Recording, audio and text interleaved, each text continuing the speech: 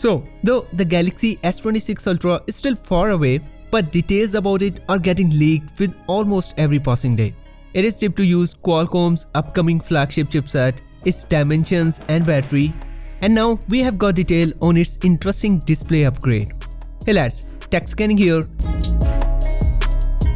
So Samsung is bringing one of the major upgrades for the display of the Galaxy S26 Ultra. So earlier leaks have already revealed the Galaxy S26 Ultra will have a slightly bigger 6.89 inches AMOLED display, which is up from 6.86 inches. And that is due without altering its dimensions. Now, as per a report from Samsung's home ground, Samsung has started a full-scale production of its Flex Magic Pixel technology. So there is high possibility of being used for the Galaxy S26 Ultra.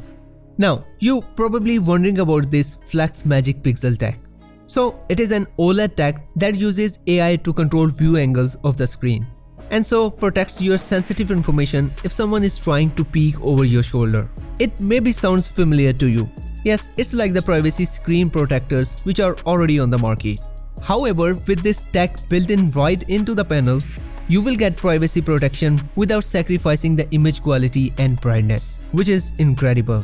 Moving to the performance side, the non-tipster Ice Universe shared the Galaxy S26 Ultra will feature the LPDDR5X RAM, sporting the amazingly faster 10.7 gigabits per second speed. For reference, it is the same type as we saw on the Galaxy S25 Ultra. Next, so a leak earlier claimed Samsung might use Sony's 200 megapixel sensor having a huge 1/1.1 inches sensor size. However, now as per a more reliable leakster Ice Universe, Samsung is gonna use the same main sensor as they used on the Galaxy S25 Ultra, the 200 megapixel camera with a 1/1.3 inches sensor size. However, the major change, Samsung will improve the lens with the wider f-stop 1.4 aperture. And as per the tipster, this will let 47% more light pass to the sensor. Now, this will be good for low light photography. However, a wider like f-stop 1.4 aperture is generally not ideal for daylight photography because of more light intake, which can lead to overexposure.